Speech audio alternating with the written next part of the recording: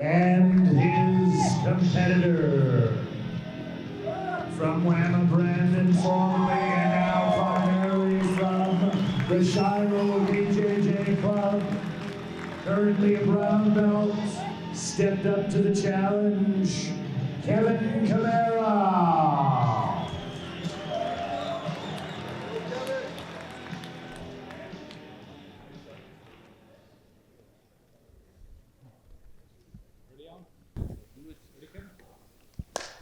This is a good matchup. Go, buddy. Let's go out.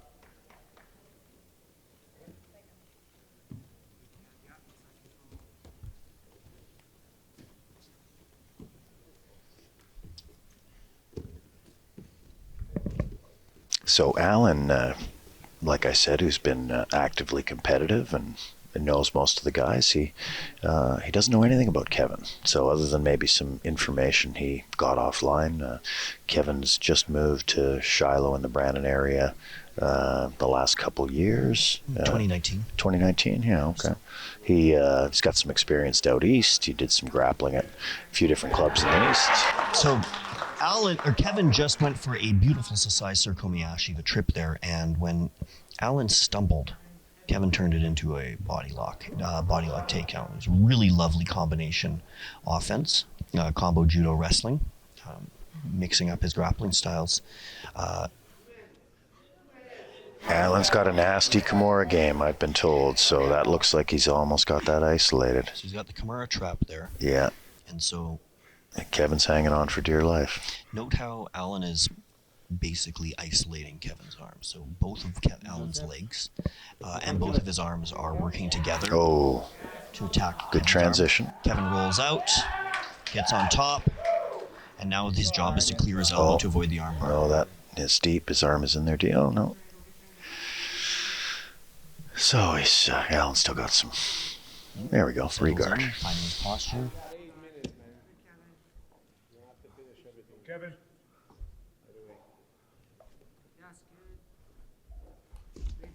Well done, Kevin. Well done. Pass. Maybe turn the head away. Good. Okay, good side control from Kevin. Just settling in there. These 10-minute matches, you've got to pace yourself a little bit. Or at least I do. Well, that's another one of the strategies. If you pace yourself too much, you might not get the submission. You sprint for the submission, you might be tired for overtime. There's a lot of strategy on a lot of different dimensions in grappling. It's not just choosing which move to use when, it's choosing what contextual framework you want to use the moves in.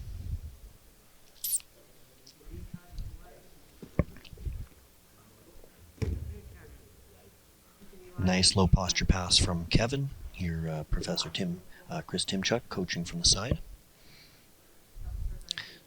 So, Kevin going for the shoulder justice attack. Chris Timchuk is a real advocate of heavy top pressure games, which is why so many of our athletes I've identified tonight have that.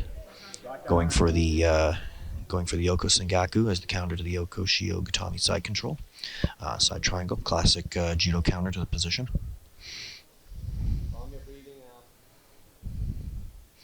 So Alan's playing the hip clamp Z guard there. Using his shin or a knee shield to keep control of the distance between him and Kevin. Kevin with the underscoop, looking for the leg lock. He's going for the heel hook. Interesting. Rolling. Don't want to roll into the pit, boys. Good attempt. Nice transition and attempt, yes. Again, it's a submission attempt. It doesn't end the match, but look how that attempt advanced. Keep going.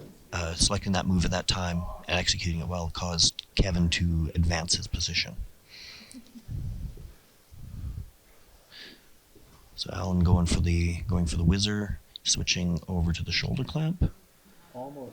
He's looking to elevate with his one butterfly. Got double butterflies there. Overhook. Kevin recenters. Alan still with the butterflies. Nice leaping guard pass from Kevin. Nice. Kevin may be the brown belt, but he is not looking out of place against the black belt. Not at all. No.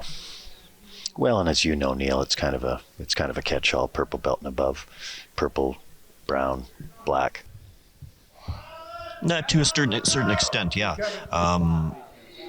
You can an athletic purple belt or a purple belt who's good at enforcing a certain part of the game is very often going to be a challenge for a black belt. Yeah, theoretically, the black belt has a better understanding of the techniques because they've done it a little longer. But geez, I'm just most impressed with the level of jiu-jitsu in general in our province and how quickly it seems to be scaling up. Yep.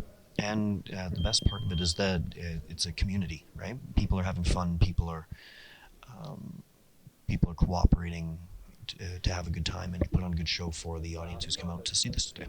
Oh yeah, and as far as I can tell, the jiu-jitsu scene in Manitoba, most of the clubs get along real well. Everyone's very friendly and accommodating. When the matches start, everyone's trying hard and trying to beat their opponent. But when that buzzer goes, everyone's friends again, and looking forward to the challenge. It's something that's key in individual sports. You need a team. You need people to train with. Nobody gets good at jiu-jitsu by themselves, whether that's one club or it's the individual competitors working within the club.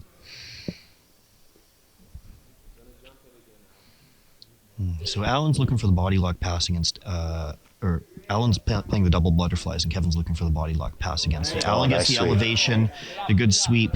He's looking for the Darce choke, but Kevin's doing a good job of keeping his elbow down. The Darce choke is a head and arm choke from this position. He may be trying to change it over to an anaconda, or he may be simply looking to improve the position. It's hard to see with the grip. Yeah, he's fighting for an anaconda right now. You switch the arm and guillotine. Kevin rolls over and rolls. Oh, good escape. He's not out yet. He's not quite out, that's right. But yeah, nice. Alan maintains the top position. Boy, Kevin looks really impressive. Alan's got really sneaky attacks, and Kevin's doing a good job at defending. And again, it's a stylistic contrast. Well, and especially, Neil, you know how the three-quarter Nelson looking for Japanese neckties closed up the Darce. This is a very dangerous position for. You got it. Very dangerous. Oh, that looks deep. For Kevin. Just trying to get that arm out. So Kevin's doing the right thing by keeping his spine straight, not letting Alan stuff his head in this position. Oh. He switched it to the arm and guillotine. Kevin's rolling out of it, tracking the attack pretty well. Back to the anaconda. Back to the arm and guillotine. And he's bending him over. That's deep. To the arm and guillotine. Yeah, he's got it.